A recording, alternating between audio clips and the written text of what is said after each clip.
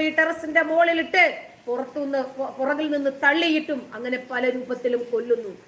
മഹ്സാമിനിയുടെ രക്തസാക്ഷിത്വ ദിനമായിരുന്നു കഴിഞ്ഞ സെപ്റ്റംബറിൽ. എന്നിട്ട് അത് ആചരിക്കാൻ പോലും വിടാതെ വീണ്ടും ആ പെൺകുട്ടിയുടെ പിതാവിനെയും കൊണ്ടുവന്ന് ഈ രൂപത്തിൽ പീഡിപ്പിക്കുകയാണ് ഈ സർക്കാർ ചെയ്തത്. അതിനൊക്കെ ചുക്കാൻ പിടിച്ച ആളാണ് ഇപ്പോൾ കത്തിക്കരഞ്ഞ ഇബ്രാഹിം റൈസി.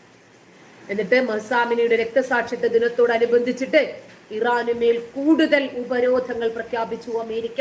കാരണം അമേരിക്ക എപ്പോഴും മനുഷ്യത്വത്തിന്റെ പക്ഷത്ത് നിന്നു.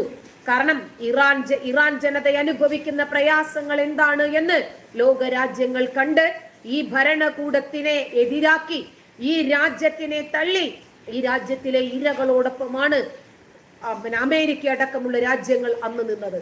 അങ്ങനെ ഇറാന് കൂടുതൽ ഉപരോധങ്ങൾ പ്രഖ്യാപിച്ചു അമേരിക്കൻ പ്രസിഡന്റ് ജോ ബൈഡൻ. അതുപോലെ യൂറോപ്യൻ യൂണിയനും ശക്തമായി രംഗത്ത് വന്നു. മനുഷ്യാവകാശങ്ങൾക്കു വേണ്ടി പോരാടുന്ന